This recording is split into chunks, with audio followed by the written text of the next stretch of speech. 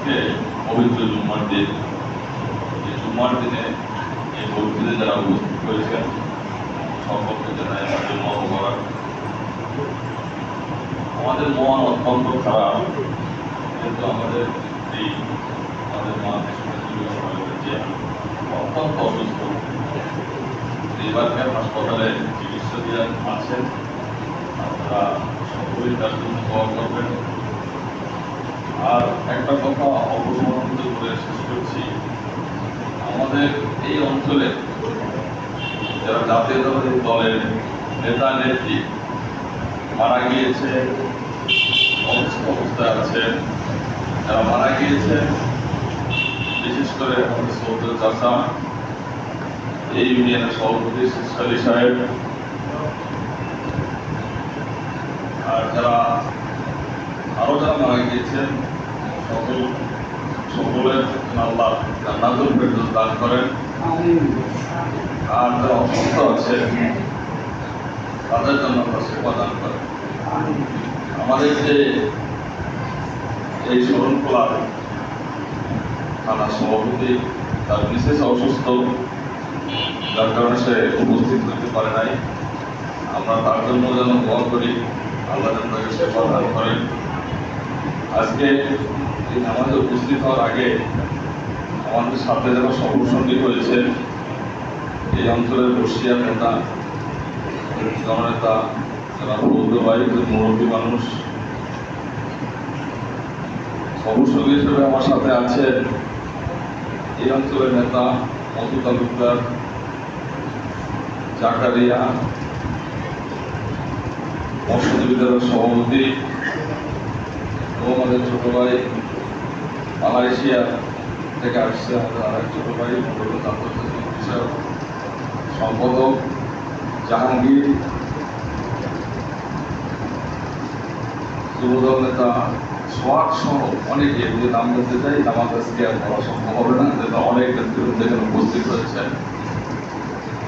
আমি সকলকে নিয়ে একটা কথা বলি যে আজকে যে আমরা মসজিদে বসে কথা বলি, এটা কিন্তু মুসলিম উম্মার জন্য রাইটস আছে। অর্থাৎ আমাদের মহানবী সাল্লাল্লাহু আলাইহি ওয়াসাল্লাম সহ যত মুসলিম যত নবীগণ ছিলেন, তারা কিন্তু মিম্বারে বসে দেশ শাসন করতেন, শাসন করতে মিম্বারে বসে। সুতরাং আমরা মনে করি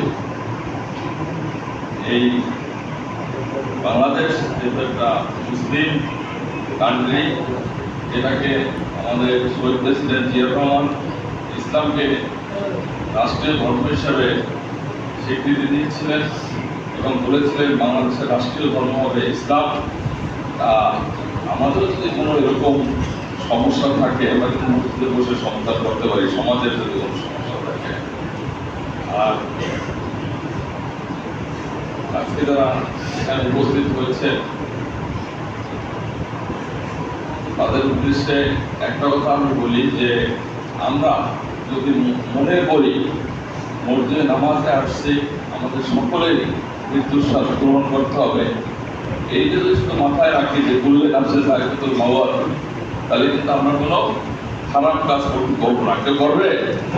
একজন বয়োজ্যেষ্ঠ লোক যার বয়স 80 বছর বা 90 বছর, সেও যদি মনে করে আগামী দিন মারা যাবে, সে নিশ্চয়ই মারা যাবে এরকম পরিস্থিতি, তারপরে যদি তাকে কেউ মেরে ফেলতে যায়, সে কিন্তু তার নিজেকে মেরে ফেলার জন্য ওই লোককে পারমিশন দেবে না।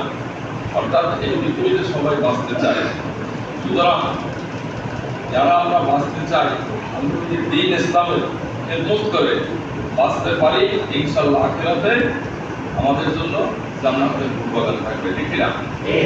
সুতরাং আমরা যে দল প্রতীকে রাজনীতি করি, যাই করি, সবাই অন্তত মাথায় একটা জিনিস রাখতে হবে যে আজকে তার জন্ম, আগামী দিনের মৃত্যু, এই অনেক সময়ের জন্য আমরা এই পৃথিবীতে আছি। আমরা সবাই একে অপরের পরিপূর্ণ হয়ে থাকতে পারি, এটা আমাদের আজকে জুম্মার দিনে মুসলিমদের এই অঞ্চলে সম্বোধ। এই প্রত্যাশা রেখে আমি আমার মা দেশের নেত্রী বেগম খালেদা জিয়ার জন্য সকলের কাছে ধন্যবাদকে দোয়া চেয়ে শেষ করছি।